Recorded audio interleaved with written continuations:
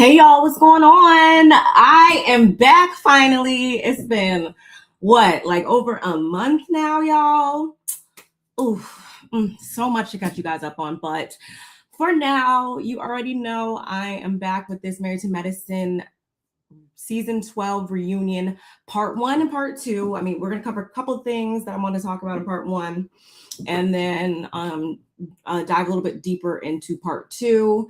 But before we get into all that, I do need you guys to like the video. It helps me and my channel in terms of the algorithm, helps me attract new subscribers such as yourselves. So go on ahead, hit the like button, hit the subscribe button, comment, let me know how you felt about this season as well as my commentary.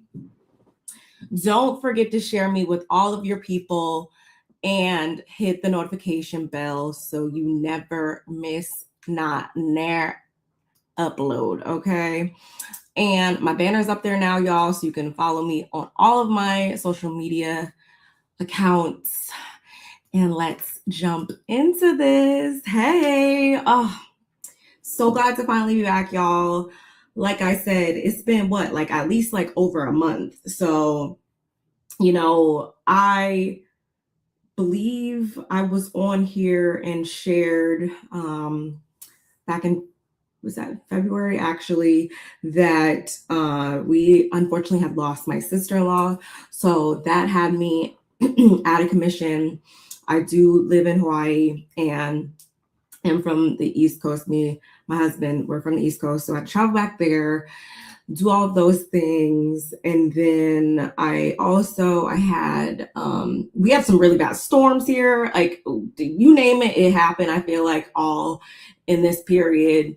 And so I just wanted to make sure when I got back, I have a friend in town, so I had to do all the hosting things. But when I got back on here, I didn't want to come back and then, not be able to keep up with it right away. So I didn't want to come back for just a little bit and then, go MIA again. So I wanted to make sure when I come back, I'm here seated, ready to give you guys this good old commentary. And that is where we're at now. As it pertains to Married to Medicine, though, y'all, this reunion actually, it did something for me. It did something for me in terms of, we're so used to, I feel like, the 3-parters. We're so used to the monotony that we feel with those that I really didn't know what to expect. Andy's always talking about how, just wait until the reunion. It's going to give, it's going to, it's going to make your head spin. And he lets us down time and time again. So I never try to get my hopes up, but I will say the ladies, they did their big one with this one, the husbands too. And we're going to get into all that, of course, but I was actually really happy with both parts. So much so, dare I even say, we could have actually got a part 3 because there was a couple different things that we didn't jump too far into that I felt like were neglected and should have been brought up because they were significant throughout the season. And we can go into more detail about those later on. But again, overall, it was cool. It was cute. It did what it needed to do. So yeah. And actually, hey, my people are in the building, y'all. Hey, sis. Like she said, like the video, please. Thank you. And hey, brother, how are you? And y'all make sure you go on ahead and go over to Sodeb's channel because he has been given a lot of great content. He's been talking about Married to Medicine, of course, and just all types of hot topics and all that good stuff. Make sure you drop your link in the chat. Lola said Team Steve.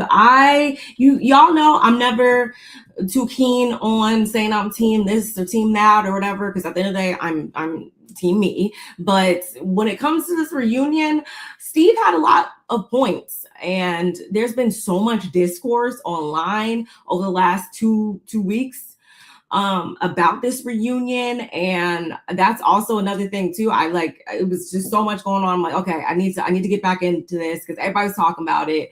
And of course I need to give you my 2 cents. I do apologize. Usually I go back and cover the episodes I missed, but this is probably the first time that I wasn't able to do that. And I feel like at this point, we're at the reunion. So I'm sure you don't want to go back and talk about the last, like, I want to say day or two of that Jamaica trip. So anyway, enough rambling. Y'all, we're about 5.5 minutes in, so let's go on ahead. And actually, no, I lied. I do want to start with the looks. I didn't get a chance to talk about them, and y'all know I love to give my raw, honest reaction when it comes to the looks. So I really, before the reunion, I genuinely didn't even really give them much of a glance, but let's touch on those real quick before. Oh, okay, here we are. Let's touch on these real quick. Okay, so Toya, I thought Toya looked phenomenal. I really like this dress. It looked really good on her. I love the wavy bob. Makeup was fine. I didn't see like her shoe or anything like that, but overall, I do think she looked really good. I love the detail on the dress. I love that the sheer, like the sheer part actually matches her skin very well. She looks like she has a red French tip. Love that. Very classy, but sexy at the same time. Pose is doing what it needs to do. And no complaints. Titties are sitting how they need to sit, and she looks good. Not surprised. Toya's look came together at the last minute. I have two dresses, one that I absolutely hate. So I checked into the hotel, and within 30 minutes, me and my friend were on the streets shopping for a new look. She told the Daily Dish backstage the final result was worth the wait. It's going to be beautiful, Toya correctly predicted. I think the inspiration for me is strength. I needed something that would make me look strong because I don't feel that way. She admitted. Okay, Toya. I'm not even gonna. Okay. Anyway, Contessa, don't like this at all. Like at all. I don't like the high-lowness of it. I don't like the like train situation back there. I actually just want to kind of want to just like rip that off and rip off like the longer part of the dress at the bottom, and then see what we maybe could work with. Everything else was, whatever, but I didn't like this. I didn't care for it at all. But was I surprised? No, because it's Contessa, and when she misses the mark, she misses the mark. When she hits the nail on the head, she hits it on the head. But this was definitely the former of the two. Contessa had a grand vision for her reunion look. My inspiration was old school Hollywood. Diane Carroll, Felicia Rashad, Diana Ross. When they came to events, they came in full glam. She told the Daily Dish backstage of her sparkling gown, complete with a dramatic train. I feel regal. I feel like Contessa. I bet you do feel like Contessa because who else would you feel like? This has Contessa written all over it, like I just said. I love a full glam look, but this just wasn't it for me. Mimi. I feel like Mimi took things and tried to be a little edgy, but I didn't care too much for her look either. Those earrings were huge, and I love a big earring, but they were a little distracting for me at certain points. I can't even lie. It looked a little costumey even. I don't mind, a high slit. I'm cool on showing some leg. I'm good with that. I love a red lip. But the dress overall, it was a no for me. And this one sleeve actually went all the way down to like a glove situation. I didn't love it, but I respect the effort. I respect her trying to go out maybe, on a limb and switch it up and give us something more edgy, but rather than pretty. But it's no.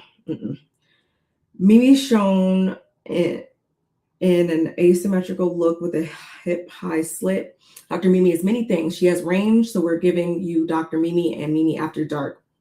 She said, we're giving a bit of both and just expressing my true personality. This glam is giving all things Mimi. Don't play with her, but she will also play back with you if you decide to, she concluded. I mean, again, I respect the effort. at the end of the day. But it's a no for me. I'm sorry. Jackie, on the other hand, Jackie be looking good a lot of the time, and this to me was not didn't go against that feeling for me. Legs look amazing. I love her in a bob. I'm here for the bob, and the gown, the dress is kind of simple, but I don't mind it. I'd rather do something simple and do it right than to over accessorize and over dramatize a look and then look straight up crazy. And so I feel like she knows what works for her and she just kind of sticks to it. She never really does too much. And it really just works for her, in my opinion. Oh God. So I'm a little more of a Grecian goddess today. Jackie explained to the Daily Dish of her chic Grecian and glamorous ensemble. Her A team helps her get ready. Without them, I might look like I'm going to the ER. She quipped. Yeah, you probably would. And I feel like that's also because, or she said Grecian. Yeah, that neckline definitely gave Grecian. And I like it. I really like it, y'all. So next up we have quad. I didn't really care too much for quads. I didn't care for her hair at all. She did this again. She did this last season too, if I'm not mistaken. Or actually, she did this the reunion 2 seasons ago when she had on that yellow dress and stuff. I wish she would have wore darker hair. I don't care for it all together too much. I've seen her look better, I feel. And I love like a long sleeve gown too. And this has like the thumb holes and everything. It's just, it just didn't really do it for me, y'all. I'm sorry. The inspiration for today was sexy, sensual goddess. Quad told the Daily Dish of her long sleeve gown with a daringly high slit. Red is a very bold color. It's a color that needs no explanation. When you see it, you know what it's about. It represents strength and passion, and the blood that flows through me is every bit of bold. Yes, you ain't tell not one lie with that one, but again, it's a no. Simone actually surprised me. I actually really like this dress on her. The only downfall I had, and I'm glad this picture actually came out really nice given the fact that her hair fell and got like really messy really fast, in my opinion. I really just wanted to take a paddle brush and just brush it on out, and she needed some better she needed a better humidity blocker spray because it did not hold up whatsoever. I am going for glamorous and more glamorous than you have ever seen me before, Simone explained to the Daily Dish of her red hot couture look, complete with structured shoulders and plunging neckline. I feel like a star. I have had a village of people helping me choose the look and really making it my own. Yes, you should have had a couple more people on the hair though. That's my only complaint, y'all. And yeah, and I love a structured shoulder, strong shoulder. I love it.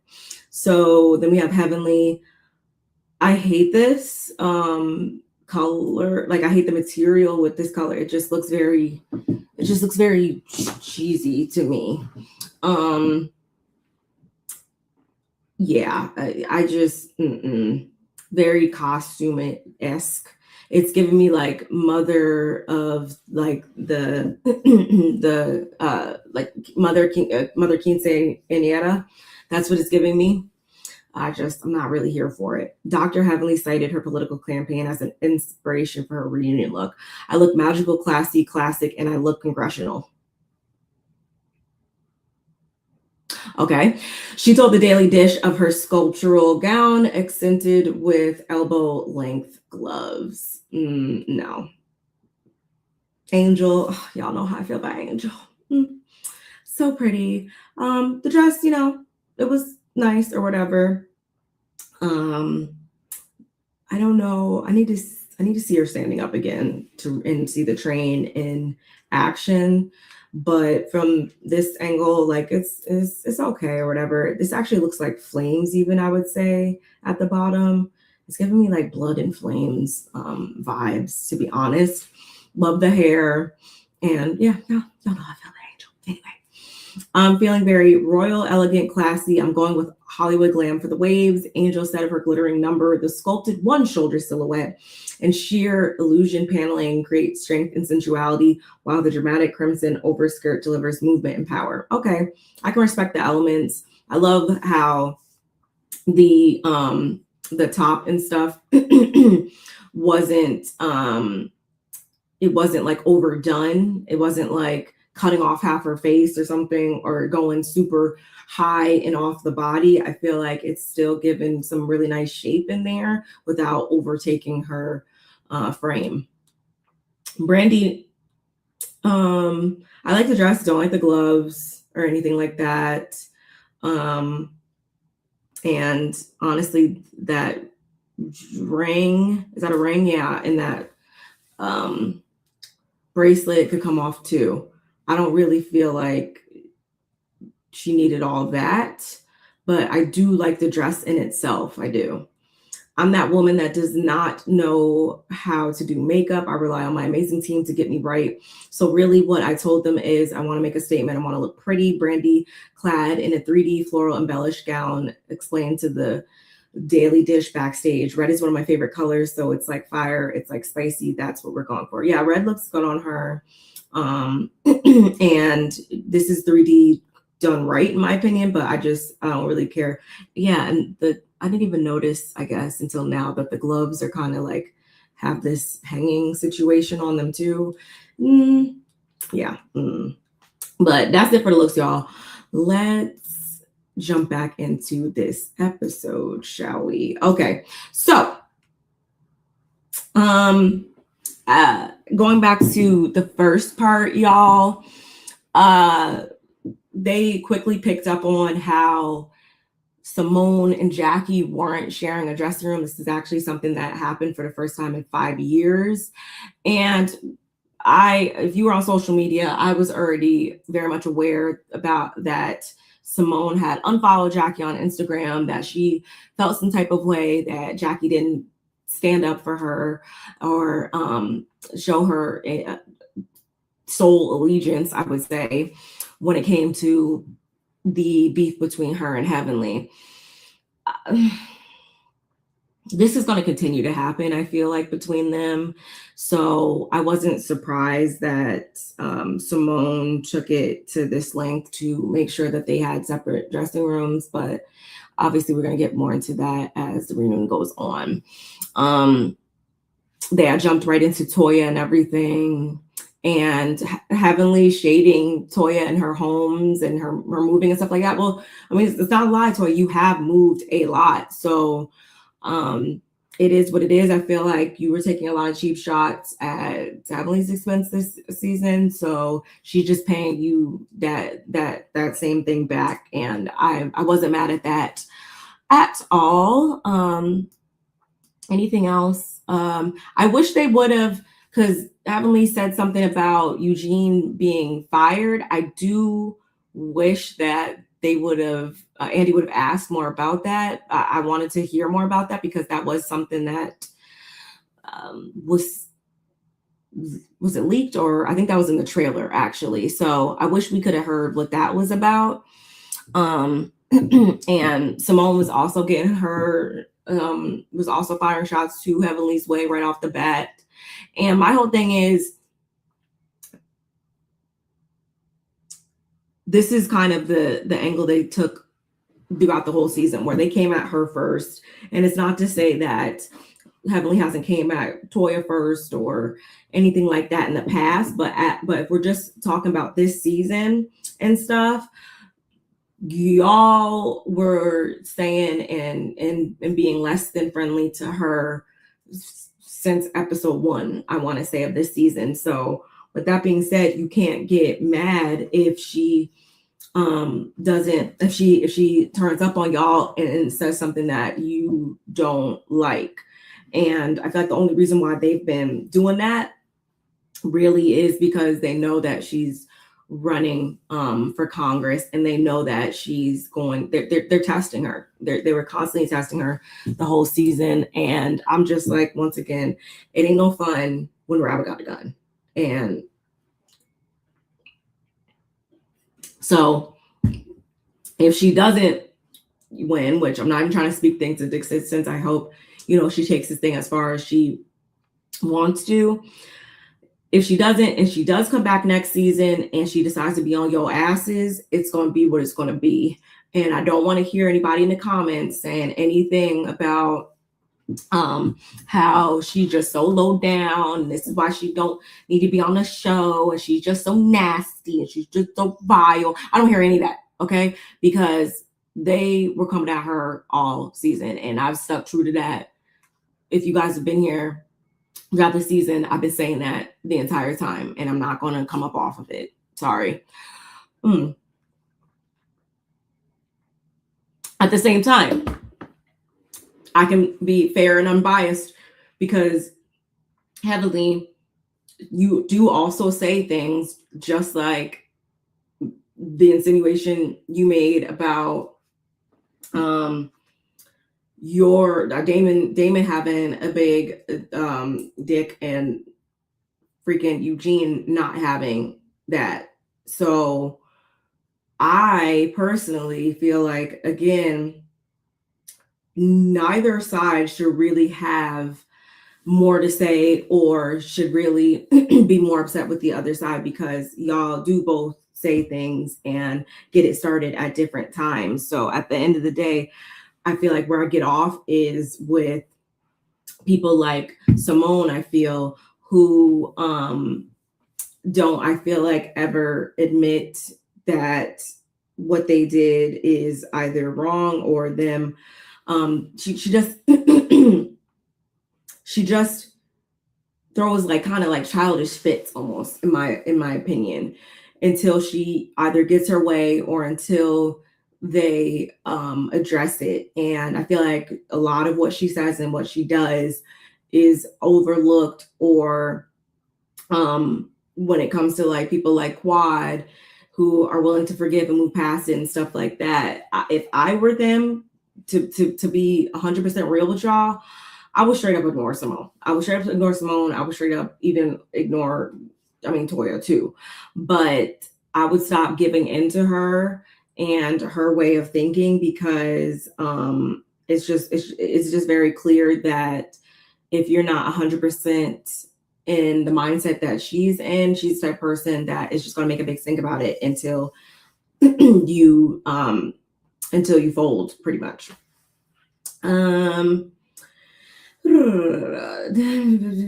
Anything else in this first part? I really wanted to jump into I did peep how Quad was pissed, I would say, when she found out that Toya and I guess Contessa was still in communication with King. She didn't really dive into detail about why they broke up, other than just saying that, tried or whatever, and realized like they just couldn't, make it work. She was just very kind of vague and obtuse about it.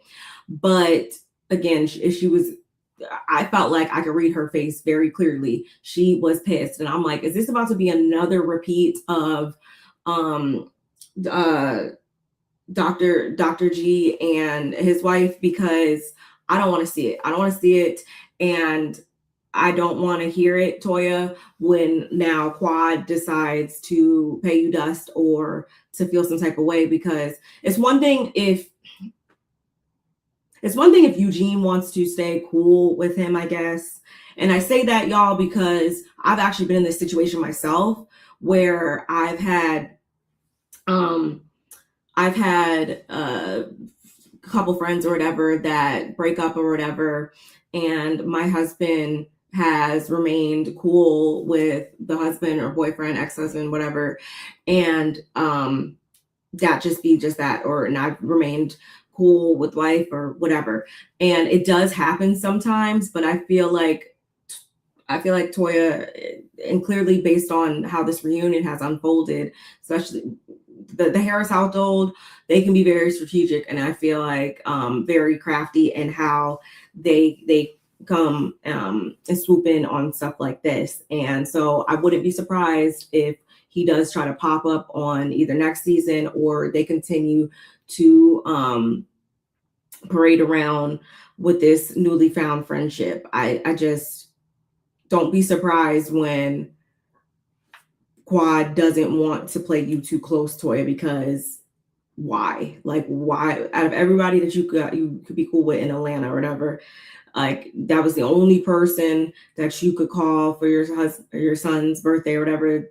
Again, if Eugene wants to kind of be cool with him or whatever, that's one thing. But if I was Toya, I just would play the background of it. I wouldn't be like in the middle of the selfie, like next to them or nothing like that. I would just, y'all go be friends, whatever. Y'all go be cool. But that's just, And this is why people say that you're not a girl's girl. This is why Angel says you're not a girl's girl, because of shit like that, Toya.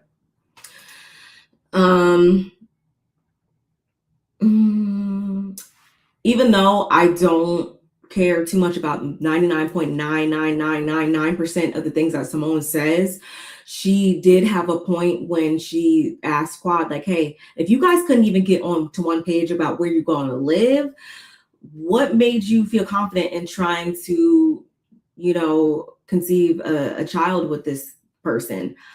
I can't be mad at her for asking that question, because I think that's what a lot of us were thinking.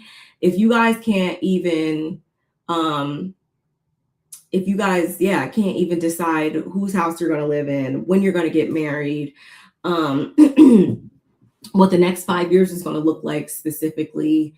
If you guys can't get on one sheet of music with that, then what are we really doing? And I mean, some people might find it harsh that Simone was like, oh, okay, so you just wanted a sperm donor pretty much. That's really kind of what it sounded like. And I do hope if she does want to revisit the motherhood journey, I do hope she goes at it by herself, or if she does get into another relationship, she doesn't put all the emphasis on that, and she actually makes sure that they're aligned in all these other facets of life before trying to get that started up again. But from what I see on social media, she just out here having a good time living her life, honey, and I applaud that.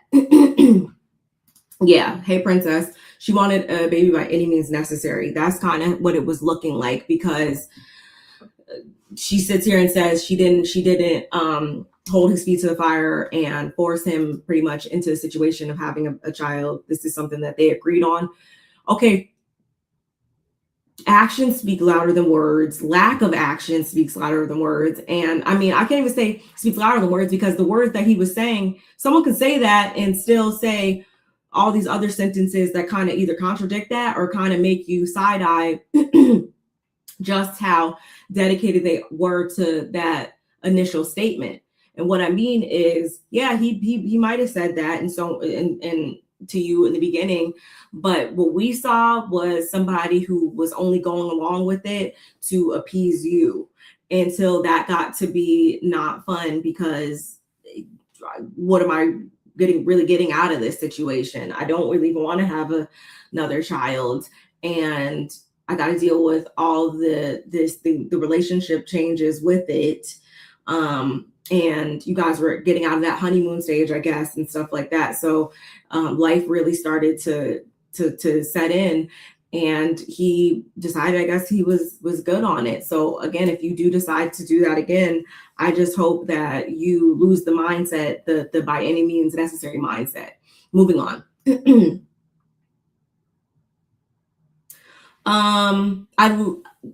I did appreciate how Brandi was holding Contessa accountable to the slick stuff that she was saying at her dinner party. Contessa tried to walk it back, but I feel like we all knew that Contessa had her ass on her back because her husband didn't do jack shit for her birthday. And I do believe that that's the energy that Brandi picked up on, because like she said, we saw them at the party to the side, and Contessa does this about everything, I'm convinced. And although Heavenly has her ways about her at times, I do believe she was truthful when she said, like, yeah, Contessa throws things out here or whatever, and then when you hone in on it, she wants to be like, whoa, whoa, whoa, like, not so fast, girl. We know what you said. You know what you said and meant, and just keep it real. And so hopefully that's not an issue again between them and going forward, because I do feel like Brandi made herself clear when she said, like, yeah, next time say it with your chest, okay? So we can address it right then and there. I did appreciate her standing in her even as a newbie and letting Contessa know that she not really the one, because she don't play by her man, she don't play by none of that, and I gotta respect it. I do. Y'all, so when the husbands filed in, this is where things got started from here to literally the conclusion of the reunion. And so Steve's whole thing is he wanted them to take accountability. He felt like multiple people should take accountability.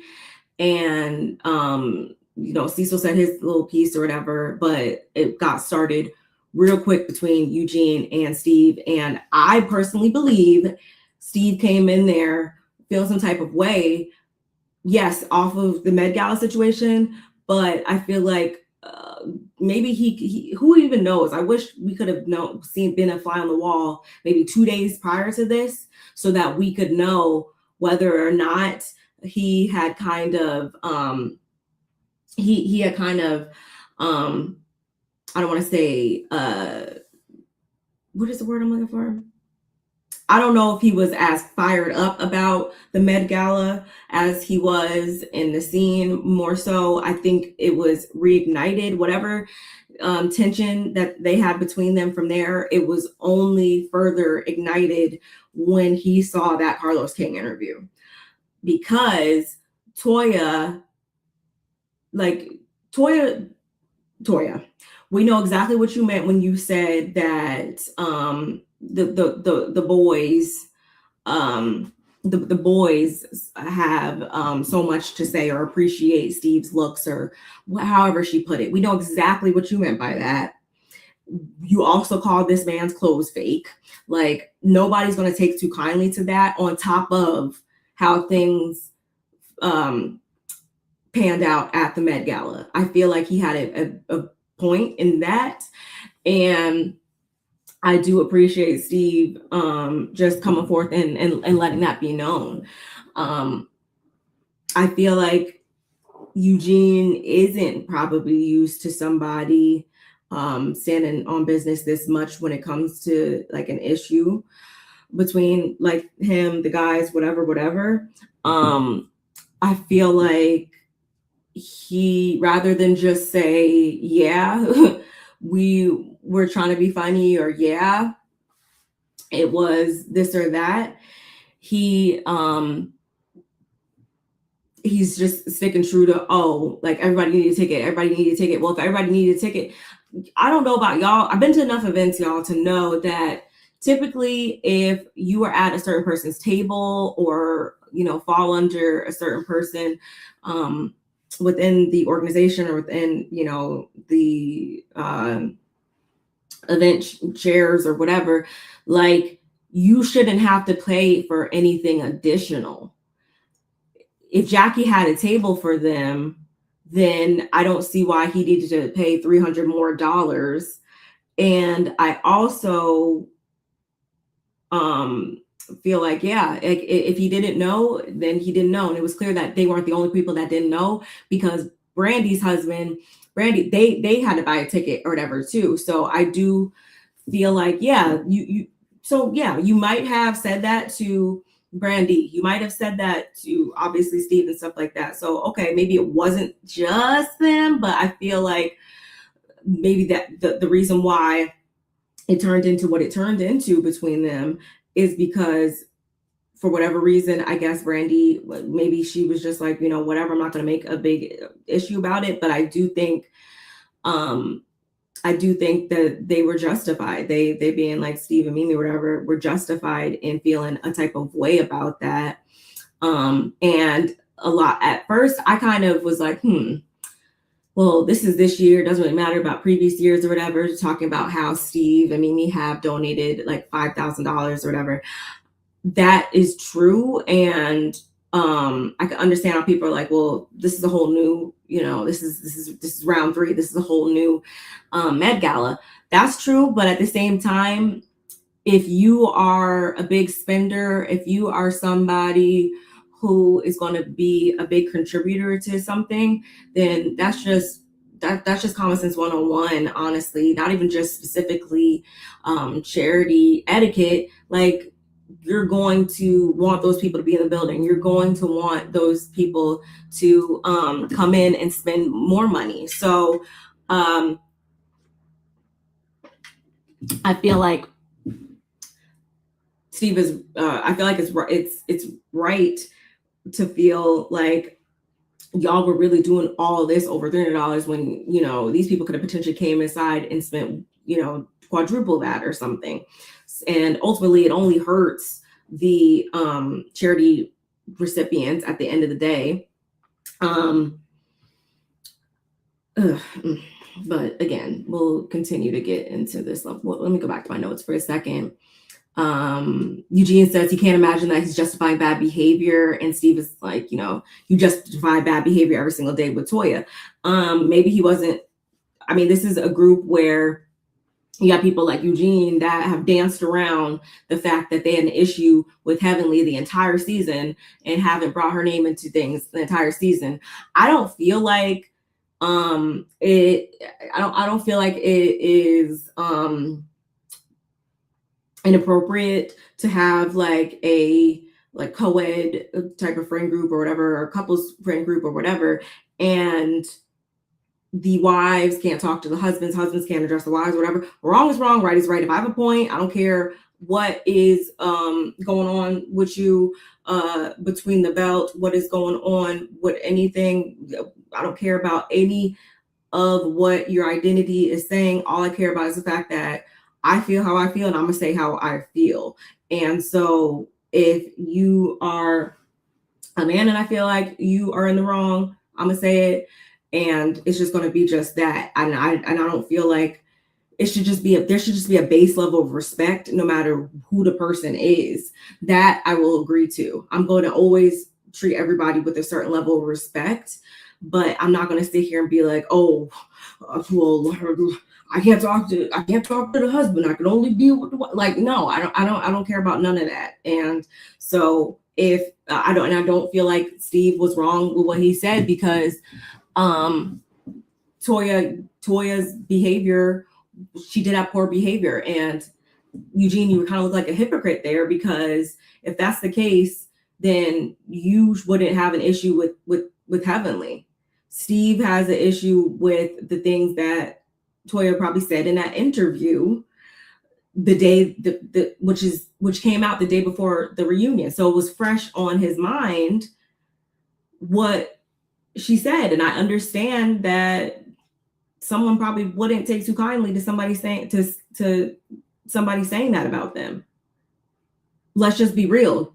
You wouldn't have appreciated it. You haven't appreciated things to that same effect, because again, you let it be known all season that you had an issue with Heavenly. Like, what are we talking, y'all? Like, come on now. I can't be the only one that sees it. And so things continuously turns up between them to they start cussing or whatever. And Steve just like, it's like, I felt ambushed. And Eugene's like, well, I'm sorry if you felt ambushed, but you got to pay for a ticket. Eugene, did you guys pay for a ticket the previous year or the year before that? What are we talking about? And so Curtis clearly has an issue with Eugene too. I picked up really fast, and we'll get into a little bit more of that, I think, in part 2. But for now, Curtis was like, Steve, just chill, because that dude, he ain't gonna admit to anything. So I'm like, interesting. the last part of the first part, though, y'all, really got into Simone and Jackie and how Simone has fallen back from Jackie because even before and after her seeing that she didn't pose a physical threat to Heavenly, Jackie still didn't really stand up for her friend in a way that she wanted her to. And so she's at this point, she was overall good on Jackie. And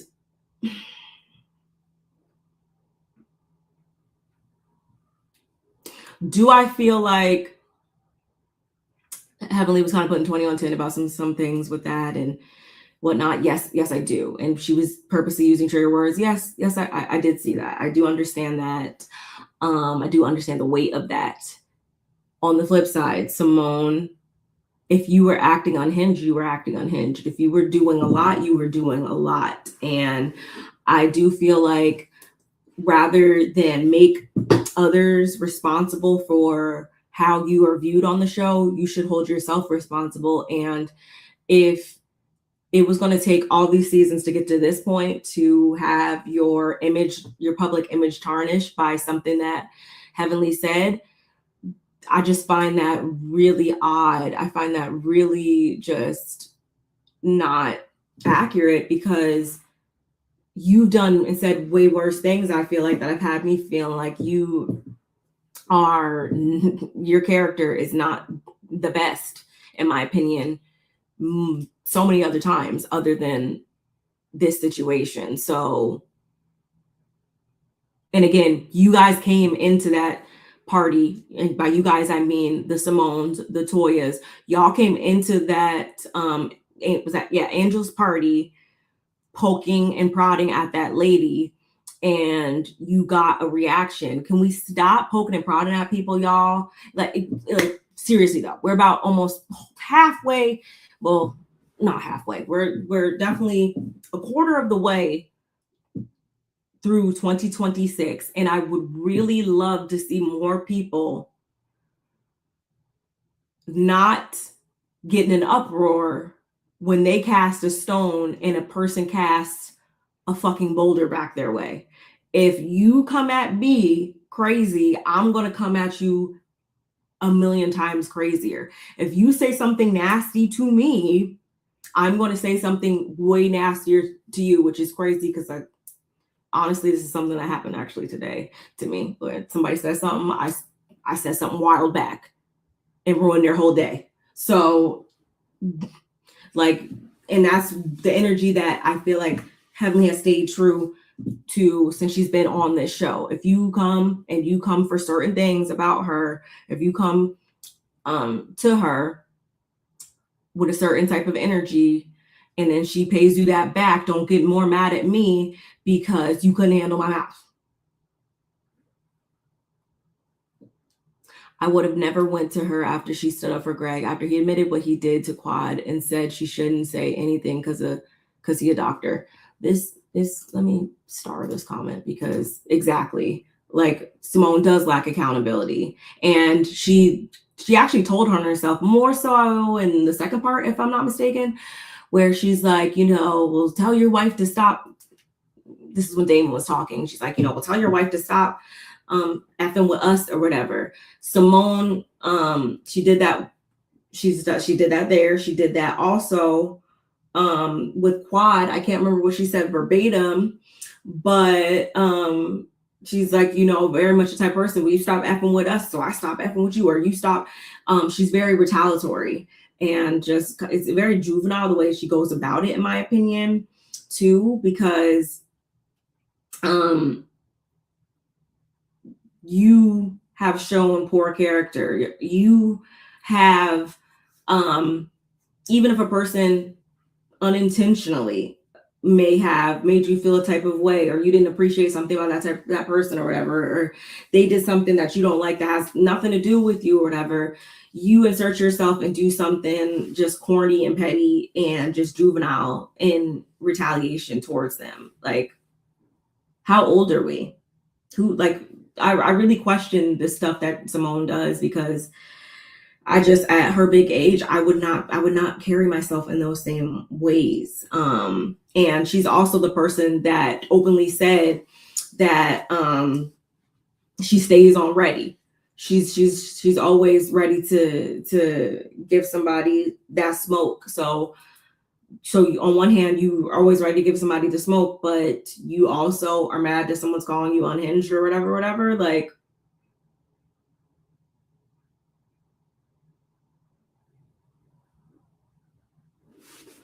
okay, and I'll leave episode 1 there. If it was me, and if I was Jackie played it real cool. Because I would have just been like, okay, you can stay mad this time. Like, well, I'm not doing this with you. I'm not. And that's literally where part 2 actually picked up, y'all, because Jackie does wind up apologizing or giving Simone what she wanted to hear, which is that she didn't feel like Simone posed a threat to Heavenly, even before and after seeing that footage or whatever. And so that's more than what I would have gave her, like I just said. But Heavenly, yes, you also did look a little foolish, I have to say, because no, did I feel like you were kind of playing it up? Did I feel like you said that she like pushed your hand off you or whatever? Get your, like, was she playing it up, y'all? Yes, she definitely was. I could see her being like, whoa, when Simone reacted like that or whatever, being taken aback by it. I could see that, but was she putting 20 on 10 with the way she was describing it to Quad, to the other Jackie, to the other ladies? Yes, she was. I'm not gonna sit here and bullshit you guys. She was. Heavenly, Jackie, and Simone are the show producers, and it's exhausting. I would actually switch out Jackie with at least for this season. Toya was definitely trying to play producer. I'm sick of Jackie and Simone. That friendship, it's been over. It has been. They're at 2 different points in their life. Simone is she's just a petty, grudge holding, loud talking, just annoying person on this cast. And I couldn't. It's Bobby's like walking on eggshells with her. It just sorry that Heavenly and Jackie are really friends, that they have forged a certain bond. And especially on a show like this, where we all came into it together or whatever, I could understand if they weren't all on.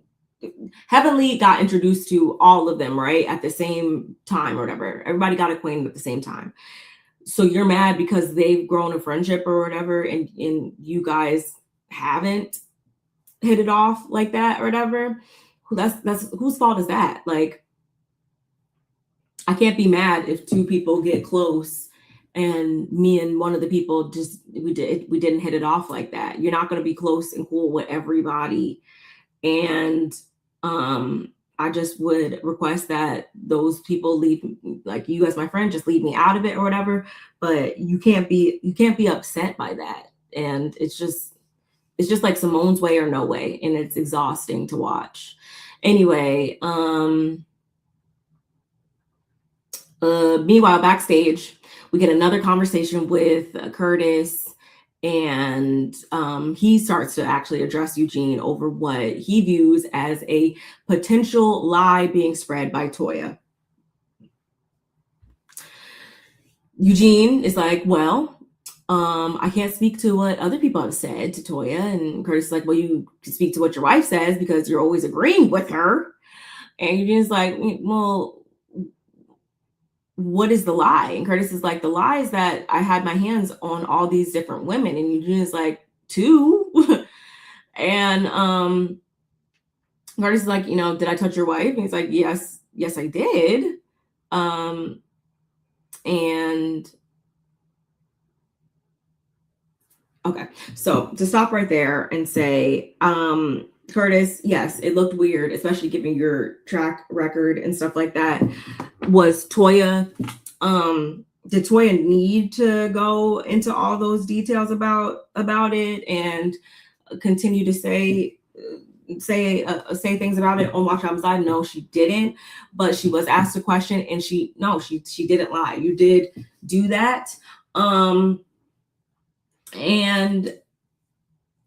on another note, though, Toya, if you were purposely trying to like test Curtis or were trying to get a certain reaction out of him or whatever, I think that then is weird as a married woman, that you would even try to test a person to see how they would react to that situation or see if they would do something like that. And then you also still sat there. Just weird. But no, like Curtis, you did do that. I understand that bottom line is they need to all come to an agreement on how they're going to address things when the opposite spouse says something about disparaging about them or in a way that makes them feels badly or whatever. They all need to come to an agreement about that. And I feel like that would address all of this, because everybody's kind of having the same issue where it's like, okay, well, your wife said something about me and I didn't really like it too much. So they need to figure out how they want to handle those situations. If they're going to, all four of them, they're going to sit down and talk or whatever. If just two specific people need to talk about it or whatever, they need to all figure that out, because it's tiring actually to watch. And two, it's just going to keep happening because I don't see certain behaviors changing with certain people. Are they just going to is everybody going to agree that they're not going to say anything about anybody else's partner or whatever? I mean, I don't see that happening successfully, but they just all need to come to some type of consensus on how they're going to handle these types of things. But maybe I'm just thinking too realistically, and I guess there has to be some drama. Anyway, we get a really nice scene covering the medicine of it all, which I always appreciate when it comes to this show. They talk about, or Jackie talks about, how she's pretty much in a competition with TikTok because, people go online, they diagnose themselves with all of these different things. They see somebody with somewhere and it's like, oh my God, you have the same freaking bumps on your fingernails. Oh my God, I have those same bumps on my fingernails. That must mean I have bumbitis. Like, it's just, and then they take that and run with it, and then they take her, and then she has to, obviously still meet with these people and have a certain level of etiquette and stuff with these situations. And I could see how that could be exhausting and create more work for a physician. I couldn't do it. That's why I ain't nobody's doctor. But there's that. They talk about DEI, doctors of color, infant mortality, PrEP. They talk about a lot of real topics. So I do love that balance when it comes to this show. So it was nice to talk about that for just a second. And before we know it, following that conversation, the men join Andy on stage for their segment.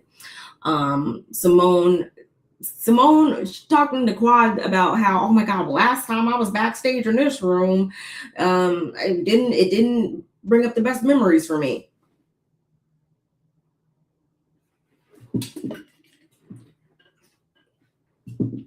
Quad's better than me. This is what I mean when I would be like not paying Simone dust, because I'd be like, oh yeah, you mean when you were acting unhinged and saying wild shit? Yeah, I bet that doesn't bring back the best memories of you or for you. Anyway, Andy obviously got wind that the men were backstage and there was, some heated conversations being had or whatever. So he asks about that. And Eugene's like, yeah, it was a discussion about Lapgate.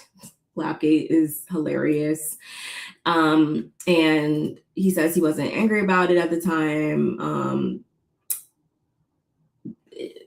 I think that's what, yeah. Is that what Curtis said? He was, it's still a bit offended. Oh yeah, he says he was angry about it at the time. There's no beef with Toya to this day. And so the issue is like Curtis didn't think this ever happened. Curtis, it did happen.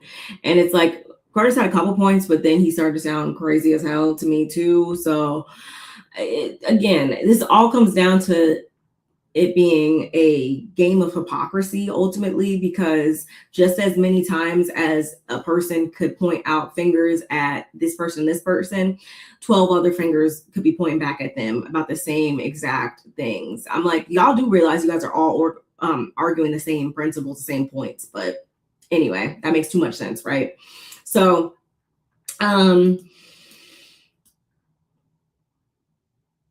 mind you, the women were also backstage talking about this same thing. And Toya actually says that it was Jackie that pretty much brought this to life. And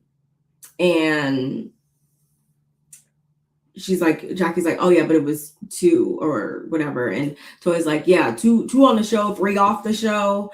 And she kind of does, when she's saying that, it's like she kind of, I don't know if Toya should have necessarily said that, because it's like, okay, so now we're getting into something that almost literally broke my marriage. Now we're getting into the actual infidelity of it all. We're using that as examples now. Like, I feel like she should have steered a little bit clearer of that. Y'all let me know what you think.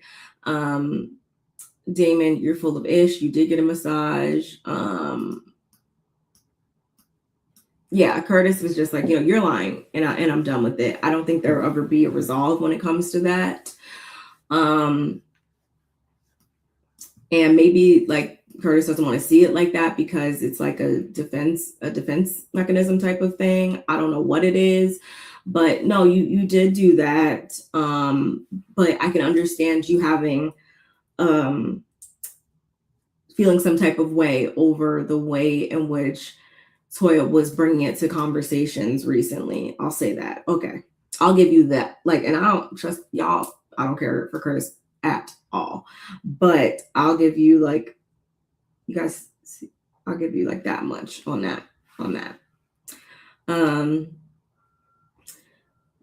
Okay. Especially to the married people,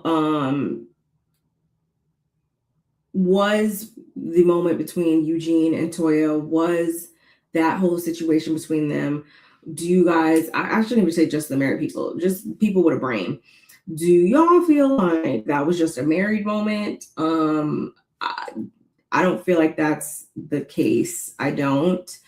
And Eugene tried to reduce it down to that.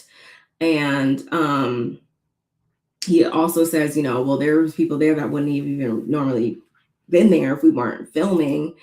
And I'm just like, well, if it was just a married moment, then it wouldn't have grown legs, and y'all wouldn't have, Toya mainly wouldn't have felt such a way about that, and wouldn't have said, oh, it was because of this, or oh, it was because of that, or whatever. So what was I was kind of confused about him saying that. Y'all let me know. And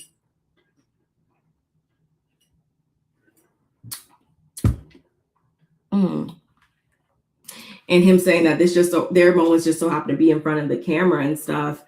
I feel like, then why did certain people get kicked out? Why did it start turning into, oh, well, you guys were being judgmental, or any of these things? Toya, at the same time, do we talk about it here?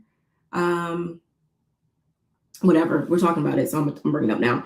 Toya also making it about how, oh, well, you guys could have just said nicely, maybe that's not how you want to do that, or, maybe you should talk to him this way or whatever. Well, yes, one, you did ask them that. You did say, well, how should I say it or whatever. We saw that in the playback. Mimi did give you an answer. Maybe you didn't like the answer she gave or what have it. But again, if this was just a married moment, if this was just like a little one-off or whatever you want to call it, then like Steve said, then how do we get to you, Toya, calling them fake ass bitches or whatever? Huh? Like the focus should have stayed on y'all two, if anything. But it quickly transpired and quickly made everybody else out to be the enemy, if that makes sense. Very weird to me.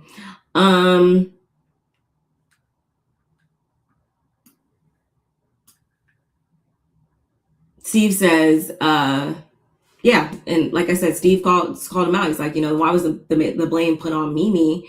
And then you're saying it's a married moment. Like, make it make sense, like for real. And he's like, you didn't take any accountability. And Eugene is like, no, I'm not gonna apologize. Like, did you see Mimi's face? There was judgment in her face. And Heavenly is also like backstage co-signing and saying like, yeah, you blamed us. And so Toya, like, what was that about? If this was just a married moment, like you see, it's like, it was like a lot of contradictions coming, I feel like, from the Harris household. And I'm gonna really need them to get that together because they're making themselves look like complete plum fools, if you ask me. I would have set her ass off immediately and said, when you was being on, yeah, like can we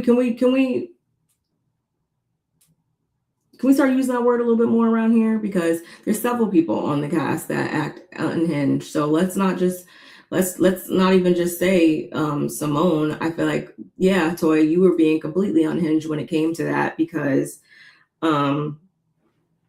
you were too busy trying to yes, hosting is a job. It definitely is, but I don't feel like you should have been so stressed to that magnitude over something like that. Like if it's that serious, then yeah, maybe you need to hire a party planner specifically, because if it turns into you cussing your husband out, you calling people fake ass bitches, you having meltdowns in the closet apparently, and like all these other things, like it was like, why, huh? Like, was it really that serious?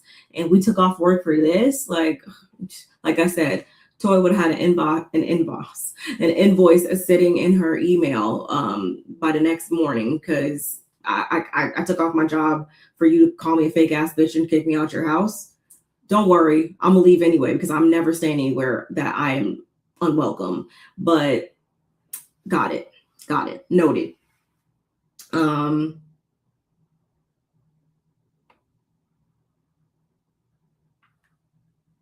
Yeah, I can't do it.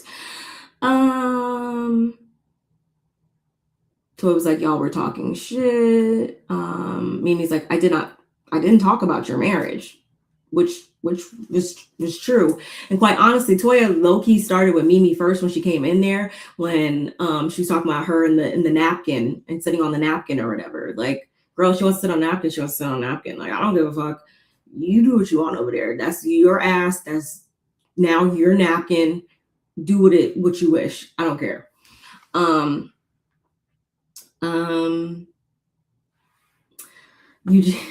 Eugene Bush, oh my God. When I tell y'all the chuckle I let out when Steve said that, I don't know. Maybe a lot of people were thinking Steve was doing too much. A lot of people were like, oh my God, he just wants a moment.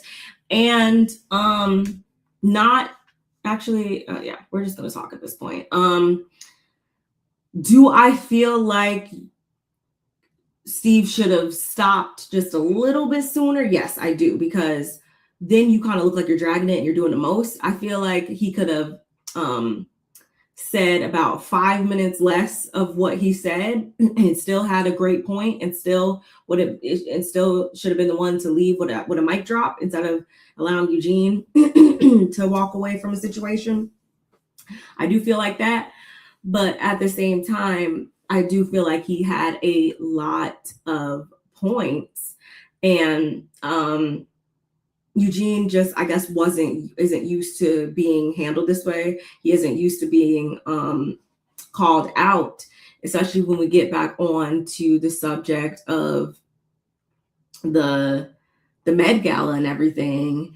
Eugene talking about, oh, like, you know, he's been there for 12 years. You just got here. Whatever. I don't give a fuck how long you've been here. I can still call a spade a spade.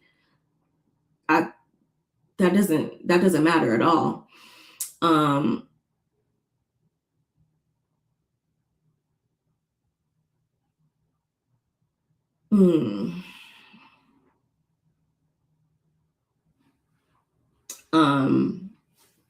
I just,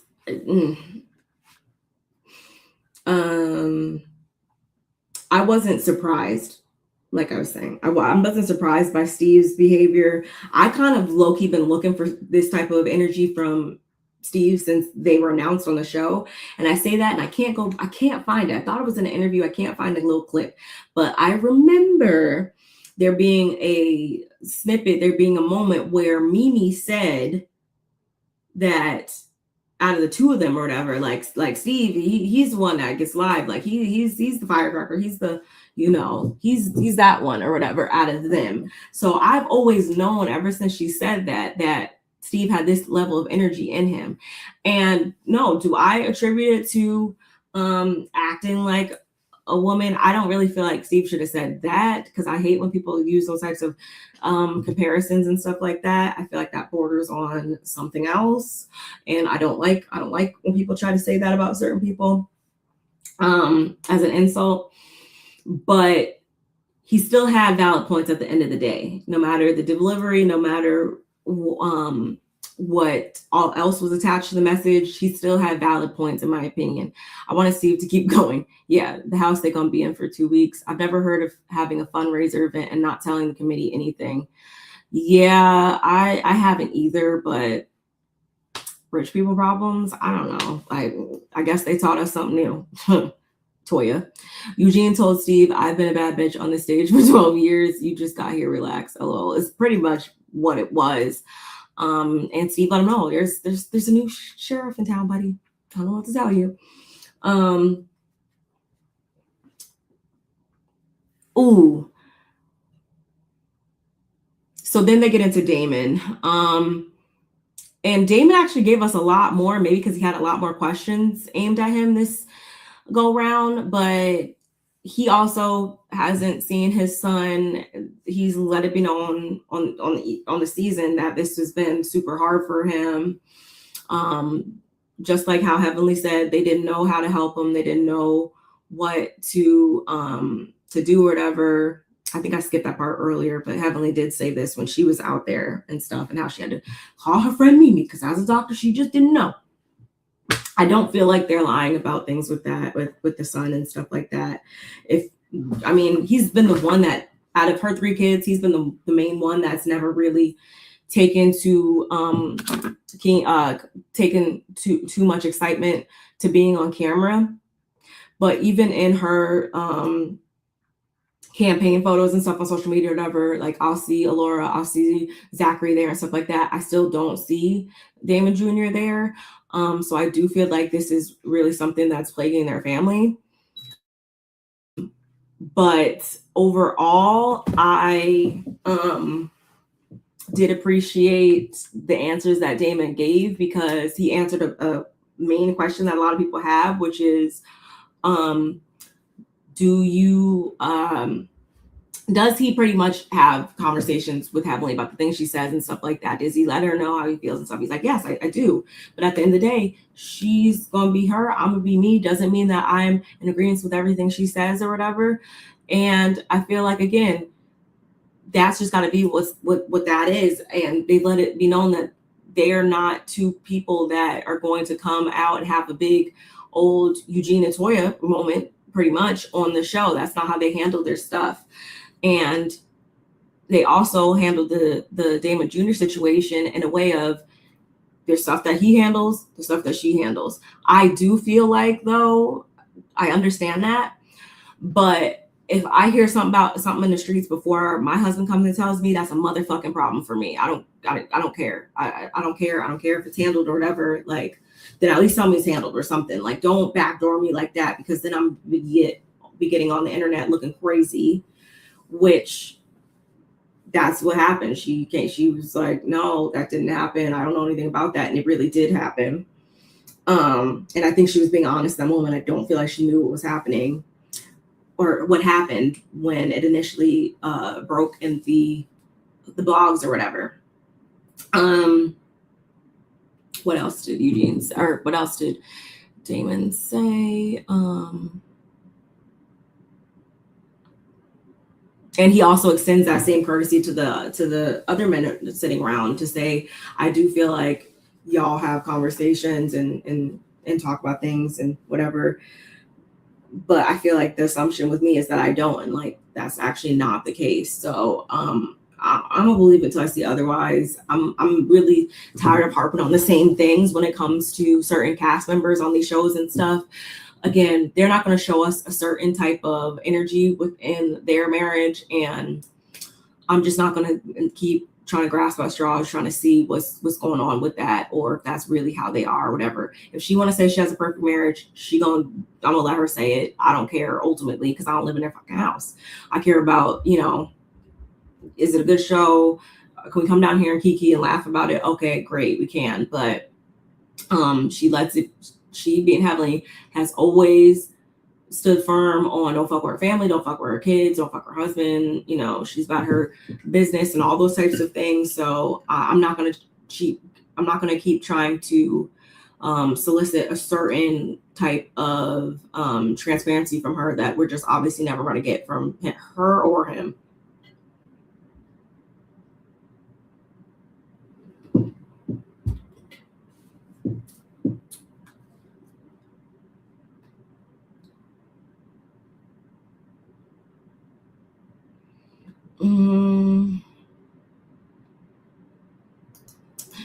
Andy asked him if he feels like personal issues get weaponized within the group. He says he does and stuff. And this is when Simone was like, well, tell your wife to stop fucking with us.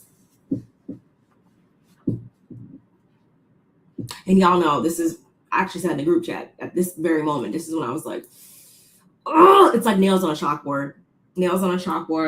And once again, Toya and Simone were back there popping their shit, acting like Heavenly wasn't even sitting there. And I'm like, again, when she comes at y'all's asses and says some shit that you don't like, I don't want to hear anything. I don't. But at the same time, it's like they know that she's not going to do that because she's running for Congress. She's really trying to hold her composure this season, I feel.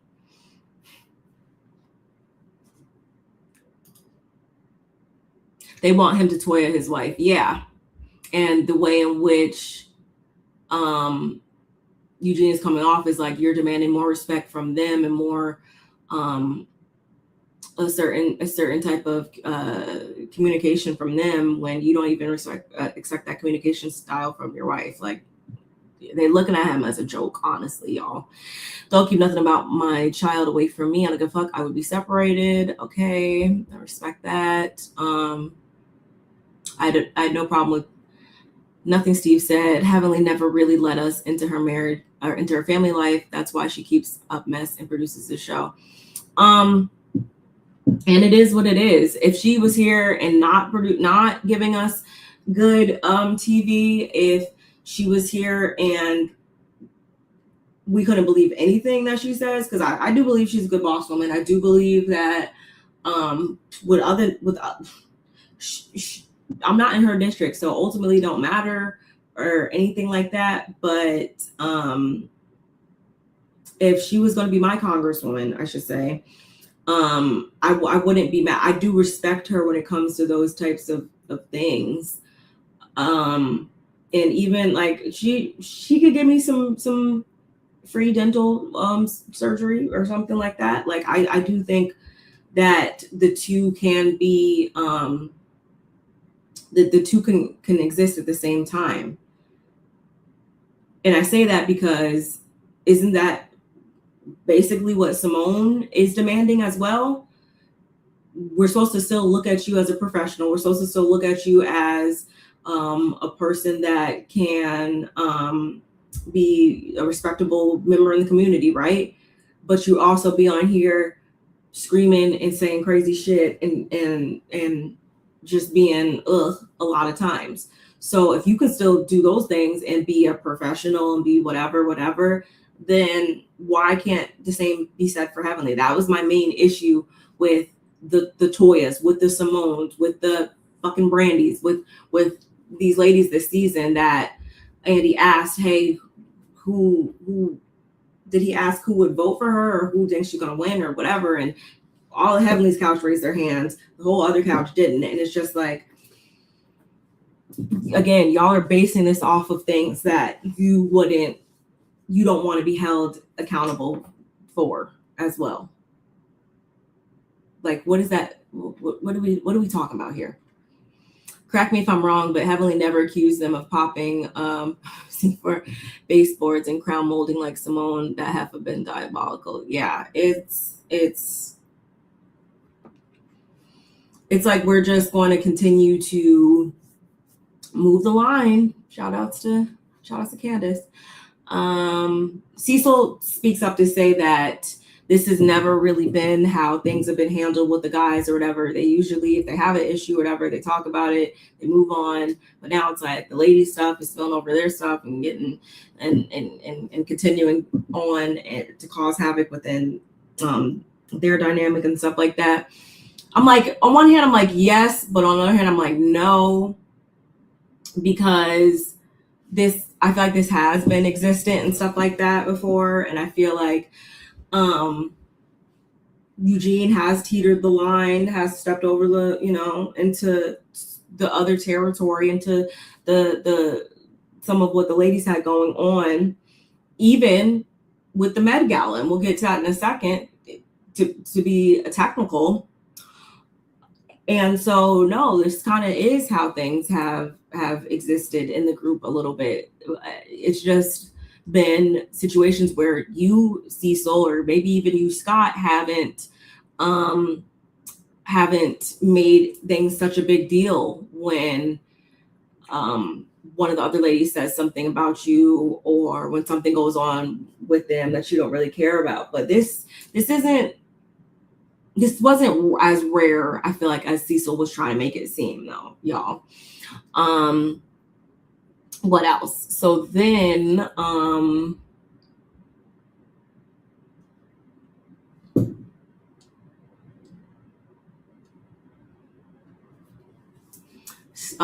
Steve tries to say that Damon is taking accountability. Eugene was acting like a hit dog.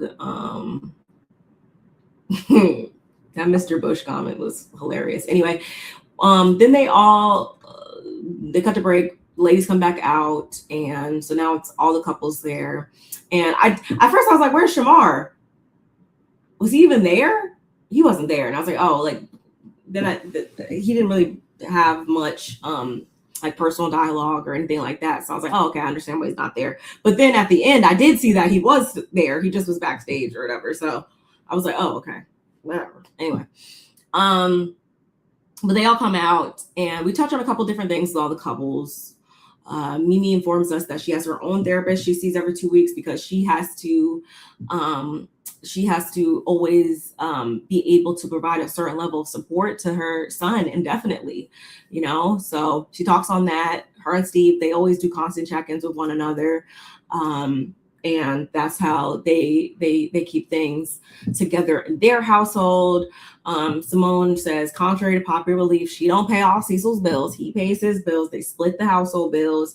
And as for the boys, they're doing they're doing some minor changes. They're changing some things up gradually or whatever.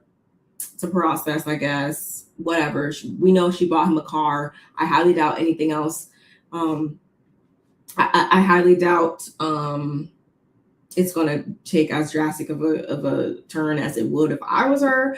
But I guess we'll see. Whatever. Not holding my breath on that one.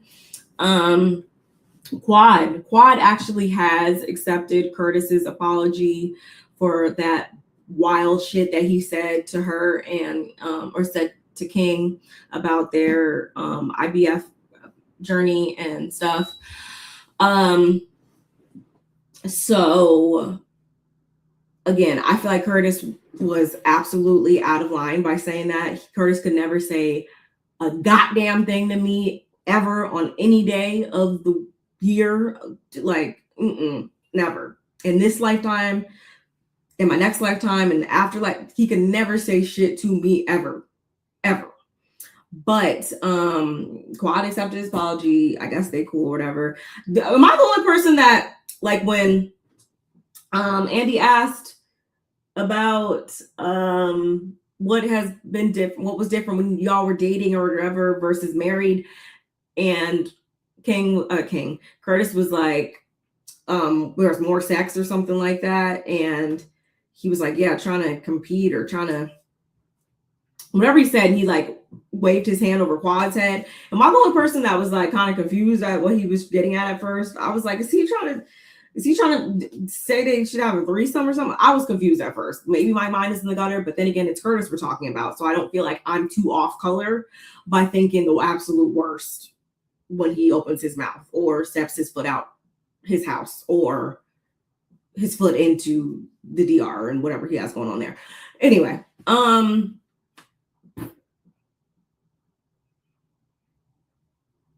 yes. And I feel like this is why I said I'm not holding my breath on it, because all I feel like she's going to change is how much she shows us she's doing it. Because on that live or whatever, when Michael started flexing and, you know, doing whatever he was doing, talking about, yeah, well, I still got the Tesla on. She was like, don't do that. Like, I feel like she's still going to do whatever. And,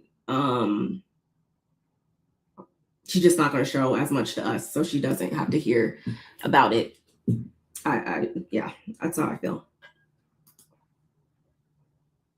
What else, y'all?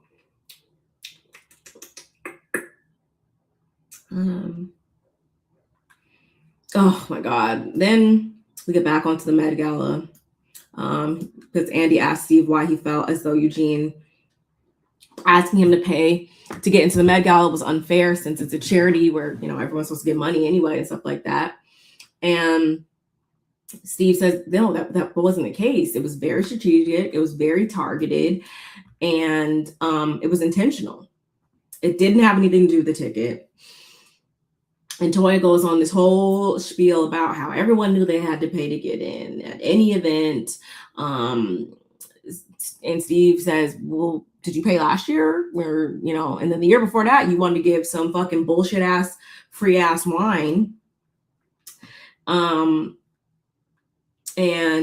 Toya did say the money was given to Jackie, and Jackie did nod her head. She didn't say anything, but she nodded her head. And so Steve was like, you know, at the end of the day, we've given more than you've given in 3 years. We've given more in 1 year than you've given in 3 years. And I'm like, the math doesn't lie. The numbers don't lie. I do genuinely feel like Eugene and Toya, up to this point, had been getting off scot-free when it came to this, because if that was the case, they should have been stopped at the door last year. And if that was the case, Simone wouldn't have came up to you, Toya, to be like, girl, stop charging people. Y'all knew, Eugene, you're trying to sit here and say, oh, I didn't even know you was going to show up after in Jamaica. You said you was out.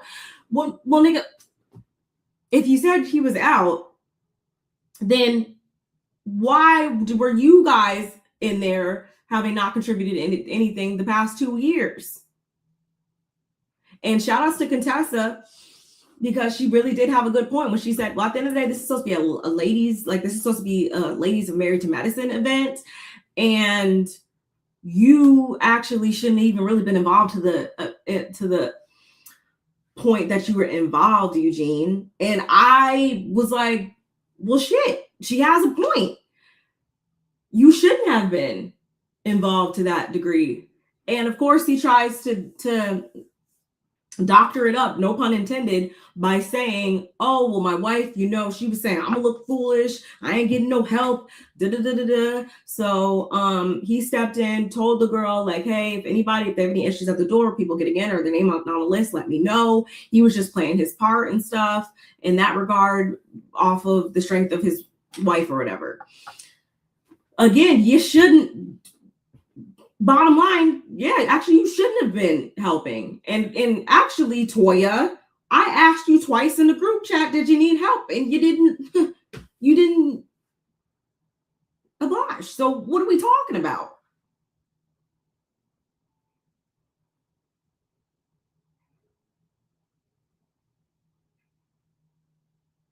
There were a lot of points being made, y'all. And I feel like the ones that are purposely misunderstanding, that are purposely trying to misconstrue certain things, are the ones that just, you know, if you're a fan of somebody, you're a fan of somebody, but that doesn't mean that that person can't still be in the wrong or still be named a liar, still be somebody that does slick shit. Like, we do know that the two things can exist at the same time, right? You can be a person's fave, but also be somebody that does grimy shit from time to time. You can be. I mean, I personally like to think I don't really fool with nobody or are too fond of anybody who fits that description, but to each his own, just saying. But the two things can exist. So if you do still find yourself liking Toya or whatever, that's cool. Do that. I'm not, but do that. But the way in which things were handled with this event did seem very strange as pertains to Mimi and Steve, and they were just calling them out on that. Now, does Steve need to insert, like, well, you know, I've heard the way that Toya's talked about me or whatever, and, you know, call and Eugene insecure and stuff like that? Some people might feel like that was doing too much, or, you know, we could have just let that to the side, or, you know, whatever. And it's like, I partially kind of think that like, if that's really like a thing, then it is, because just like I said before, if you really pulled her on her lap, what you did, and it is what it is.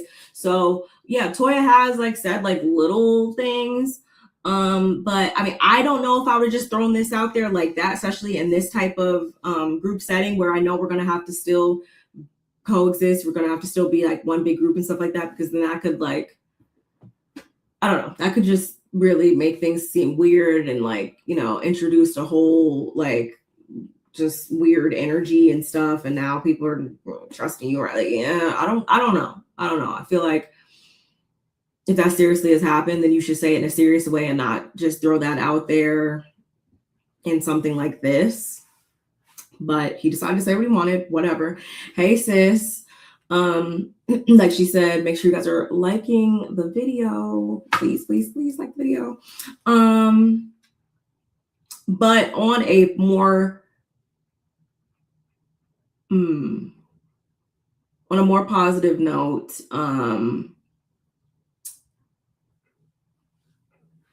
this is now going to be a full-on 501c3.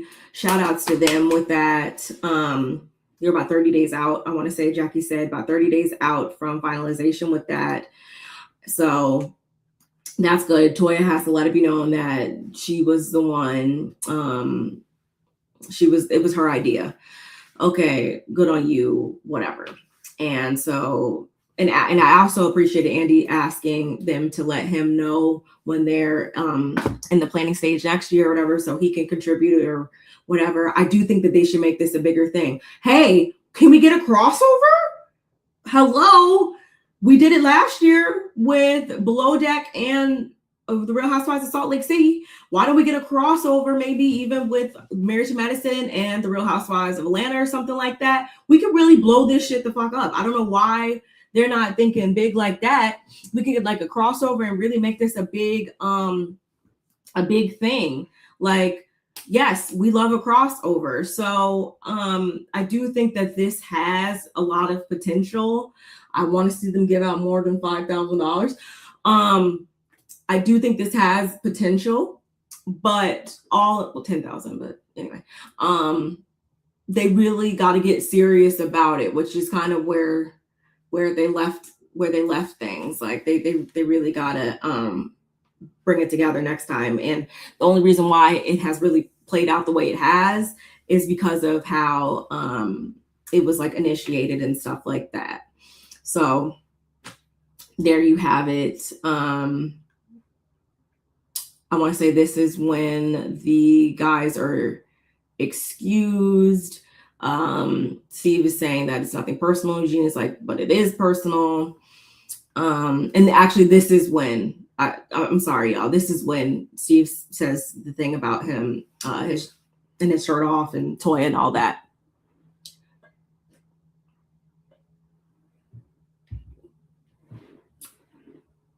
Which that did happen. And, Eugene's like, well, nobody singled you out, but if that's how you feel, then sorry. So disingenuous. And this is honestly, I feel like if I was Steve, I wouldn't even say anything more once we got backstage, or I wouldn't have wanted the last word, honestly. I would have let Eugene just stew and stuff like that more than continuing to kind of harp on it at this point, because again, it's just gonna make you look like you're dragging it, even though the real ones, we know you had a point, Steve. Like I'm not negating the fact you had a point, okay? But you gotta just like I said, you always gotta leave it on a high note. You always gotta, know when to back away. That's what he should have did, I feel like. Because like I said, it's gonna make him look like he's just, dragging it at that point.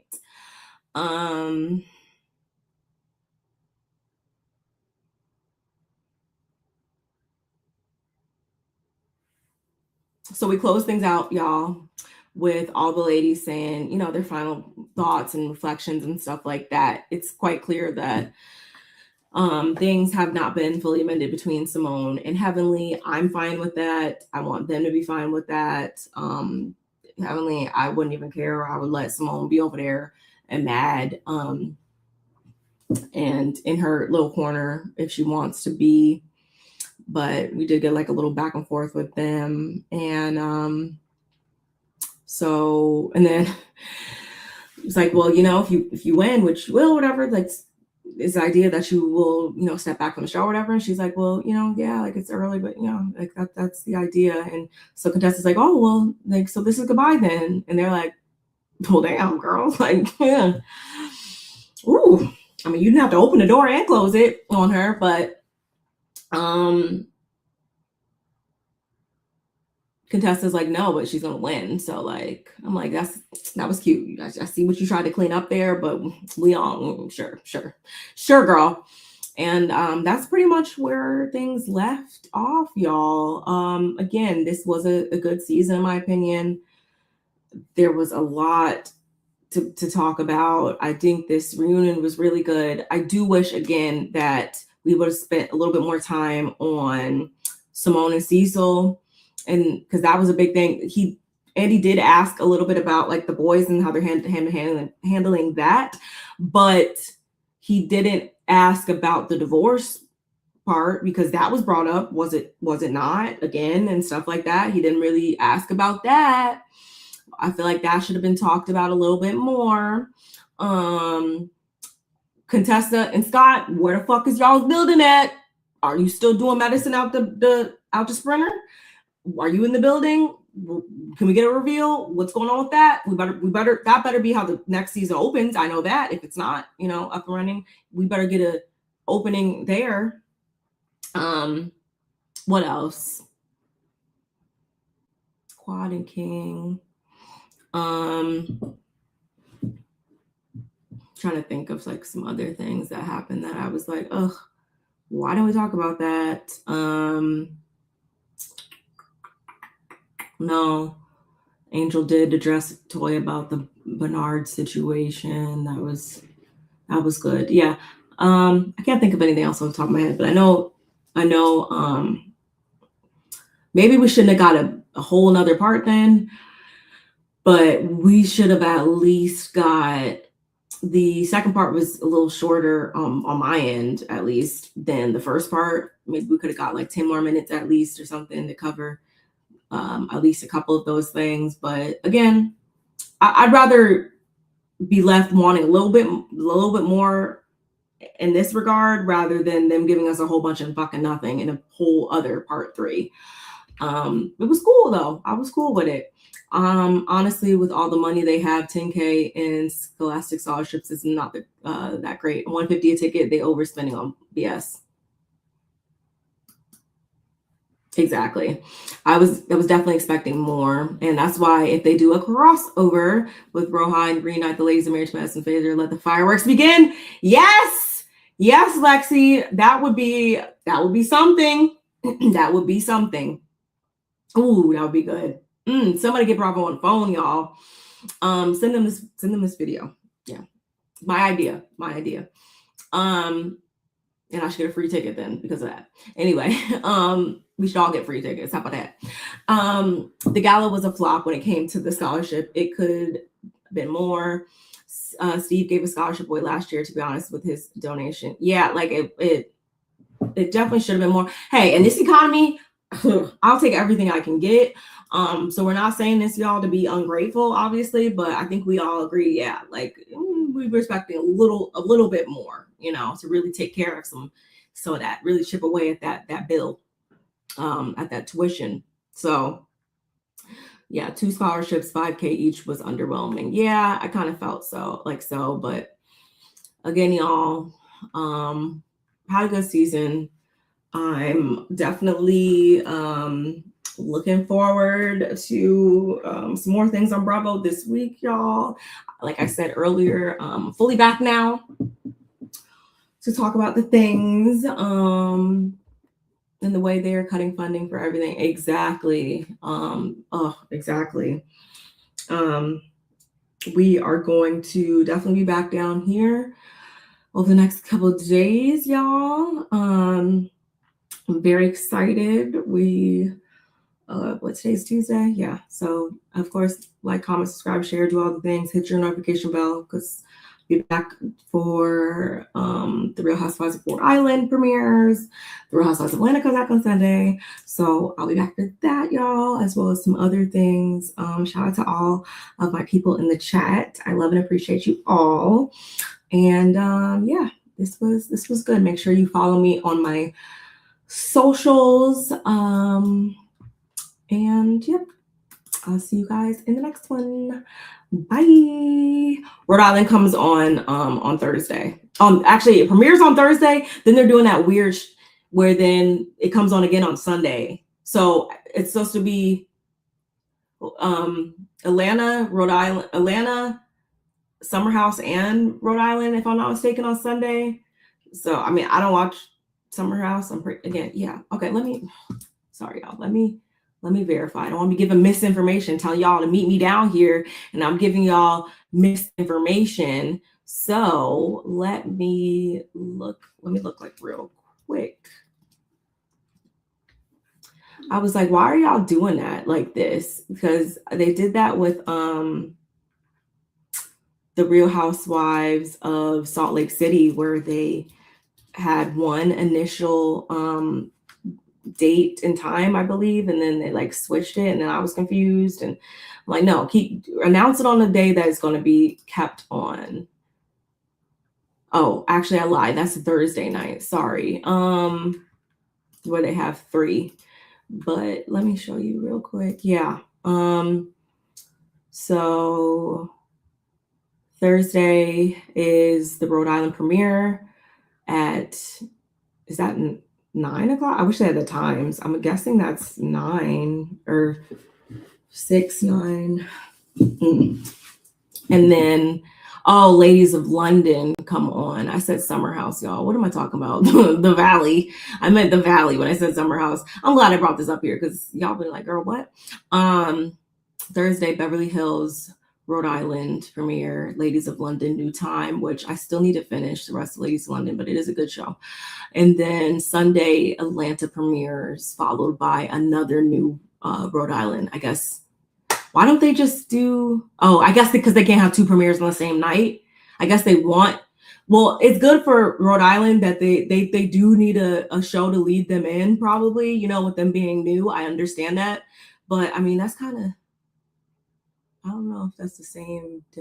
Anyway, so they're starting them off. They're setting them up for success with doing that, I'd say. But yeah, so I guess we'll be back twice this week for Rhode Island and then Atlanta as well on Sunday. And okay, so with that being said, I'm definitely gonna have to split up Atlanta and Rhode Island during the week or whatever, with them both premiering on Sunday. I don't think I'll be able to come back the next day with both.